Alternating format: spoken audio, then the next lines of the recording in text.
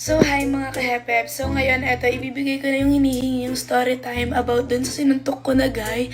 So, ganito po Wala kasi namang yung nangyari humihingi eh. dun. Bali, tatlo po kaming magkakasama, yung kaibigan kong gay, si Janice, and ako. So, nauna po kami dalawa ng friend ko na gay. Then, pumasok kami sa VIP kasi may mga kakilala kami doon.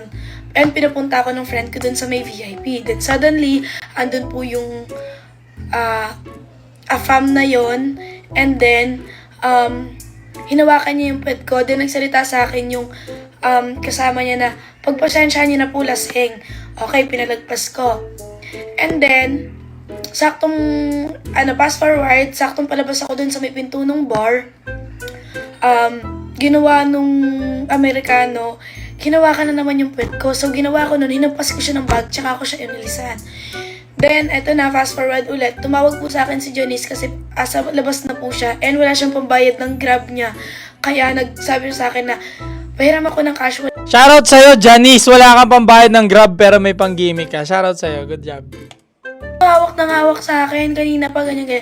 Yung time na po yan, unexpected na makakasabay ko po ulit yung Amerikano and hawak pa rin siya ng hawak sa akin. And then, dun na ako napikon na, yung una pinalagpas ko, pumangalawa pa, pumangatlo pa.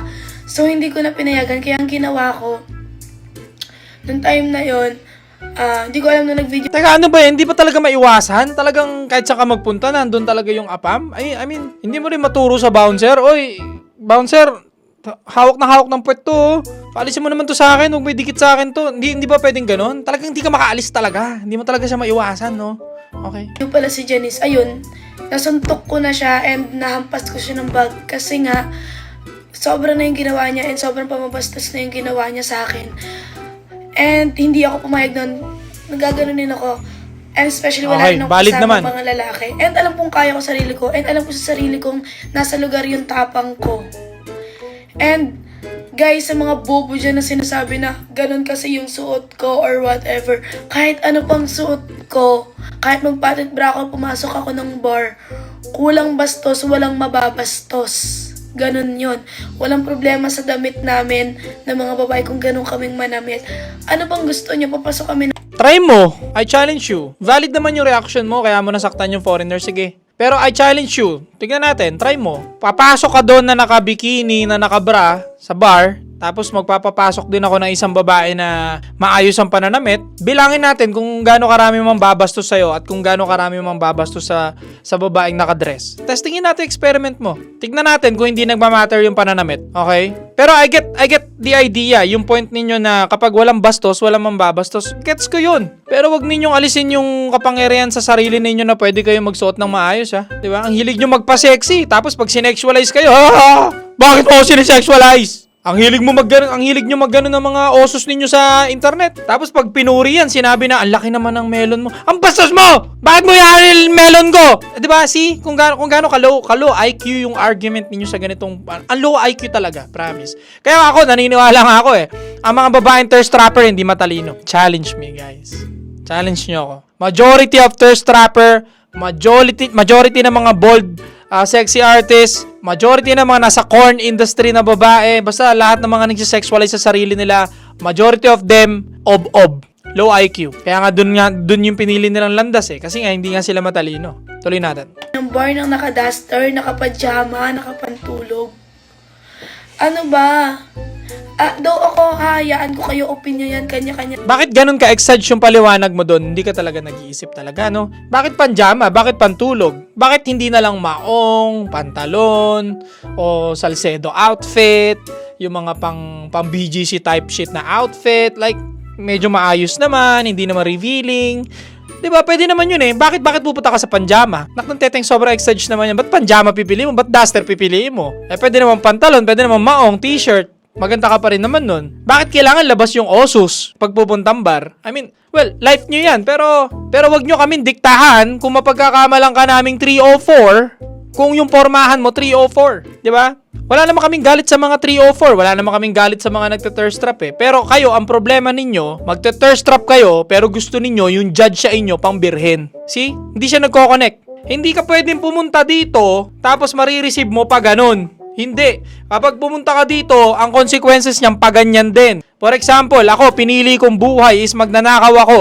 Every time na may makikita akong cellphone sa daan, snatching ko yan. Ang magiging consequence ang pupuntahan ko dyan later on, kulungan. Or magugulpi ako. Kasi nga, may path akong pinupuntahan. Ikaw, kapag ang hilig mo mag-thirst trap kayo, ang hilig nyo magpunta sa bar, malaki tendency talaga, mababastos kayo. Kasi mga lasing ang tao dyan. See, hindi gumagana yung pagkarasyonal ng utak ninyo, guys. Gusto ninyo, pupunta kayo ng bar, tapos yung mga makakasama nyo dyan, puro banal. Puro madasalin. Tapos hindi ka iti-take advantage. Hindi ko sinasabing tama ang mag-take advantage at tama ang manghipo. Wala akong sinabing ganun. But what I'm trying to say is, nagpupunta ka sa isang lugar, tas ini-implement mo kabaliktaran nun, nung lugar na yon. Sa bar, nag-e-expect ka lahat ng tao mag-Ginoo. Come on! Para akong nagpupunta sa KTV or JTV bar, tas nag-e-expect ako ng loyal na babae. Ganun ho ang ginagawa ninyo. At isang malaking kabobohan nito. Tuloy natin. Tayong opinion. Pero, guys, huwag kayong comment ng hindi nyo alam yung mismong story. Ngayon, ito pa lang yung story, so ito pa lang malalaman ninyo, okay? And guys, sa mga rumors dyan na pick up girl ako, no po, andun po ako para mag-enjoy, uminom with my friends. Hindi po ako pick up girl or kung ano man po yung iniisip nyo. Okay. Anyways, ayun lang, sana na-clear ko kayo lahat. Short story lang po talaga siya. Okay, hanggang dito lang, no? Well, doon naman sa usaping pick-up girl, wag nyo naman siya pagbintangan ng ganon kasi wala naman tayong katunayan talaga, no? And isa pa, mabigat na pagbibintang yon sa kababaihan. Although kahit ganito na nagko-contentan kami, kino-content niya ako, kino-content ko siya, nagko-contentan kaming dalawa, hindi ako tumatalon sa boundary na ng ganon. Yung parang i-judge ko siya na pick-up girl siya, hindi. Ako, what I'm trying to explain here lang lagi is yung topic namin. And kung paano yung dapat na paningin ninyo sa mga bagay-bagay, sa mga realidad na bagay-bagay. Kasi hindi nagko-connect para sa akin yung magpupunta ka sa bar tas mag-expect ka na walang bastos doon. Diba? Iahalin tulad ko lang yan sa magpupunta ako sa JTB bar, KTB bar, tas mag-expect ako ng pag-ibig na tunay ng isang... Hindi nagko-connect, 'di ba? Pupunta ako ng JTB bar, gusto ko birhen. Maghahanap ako ng pangasawa ko doon na birhen. Hindi ho nagko-connect. Okay, pupunta ka ng bar, expected mo maraming sira ulo diyan, kaya nga nandiyan yung mga ibang lalaki rin, hindi lahat, pero yung ibang lalaki rin diyan kaya nagpupunta diyan kasi gusto rin ng babae. Hayok sa babae yung iba. Okay? Kaya nga pag player ka, tatamarin ka mag-club eh. Sa totoo lang, kapag good player ka, tamad ka magpunta ng club, tamad ka magpunta ng JTB, tamad ka magpunta ng KTB, tamad ka mag-gimmick-gimmick sa club. Kasi alam mo na, nakakaurat din ng mga babae dyan. Hindi talaga maganda syutain ng mga babae dyan. Puro crazy chick ang mga nandyan. Plus, gagastos ka pa. Kaya ang mga player talaga, mga thrill player, tamad na tamad talaga sa gimmickan na yan. Unless, mag-e-enjoy lang tayo with our friends. Ganun na lang. Pero yung mga harbat ka ng chicks dyan, naku po, magkasakit ka pa dyan. Iniiwasan ng mga player yan. Mas trip pa namin yung makilala sa friends of friends or may babouch ng friend na ganito, mabait to sa ganito, ganyan. Mas okay pa yun, mas safe pa yun. Kesa kumilala ka ng random chick sa club, tapos magkamali ka, magkasakit ka, magsisi ka habang buhay. So yun lang naman ang sa akin.